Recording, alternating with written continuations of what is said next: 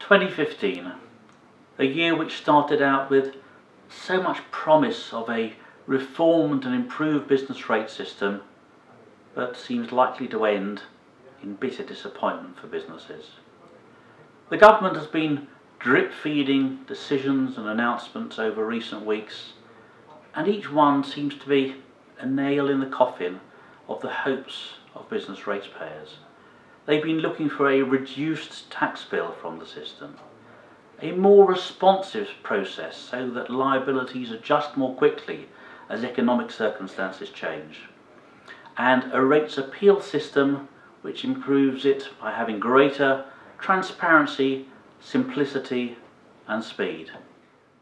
At his party conference speech, the Chancellor announced a radical reform of business rates, the most radical in more than a generation, he said, the abolition of the uniform business rate, devolving business rates to local authorities. That was extravagant and expansive spin. There's a lot of detail still to be worked out before this comes into play in 2020, but one thing is already clear, that only a few authorities, the rate-rich ones, will be in a position to reduce the uniform business rates in their authority area, and only modestly, and frankly I really rather doubt that many will reduce it at all. That's one nail in the coffin for businesses' hopes.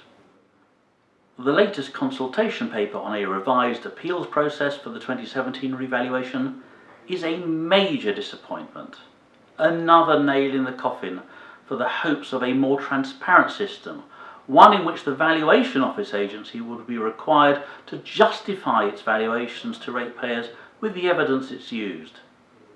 Instead, the government is going to impose new burdens, new obligations, new barriers, new fines on businesses, putting all of the onus of proof on business ratepayers in an attempt to reduce appeal numbers.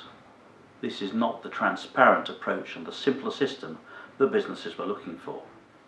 And whilst the government promises to announce its decisions on the structural review of business rates by the end of the year, probably in the autumn statement, it's already clear they must have dismissed calls for more frequent rating revaluations, in other words, that more responsive system that businesses were looking for.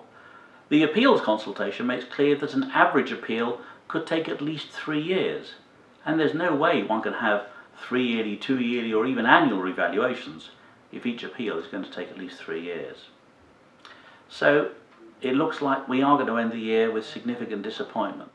We've covered all of these issues in our latest client briefing, and we'll be working hard to try to improve on the government's proposals for the benefit of our clients. We've got a lot to do.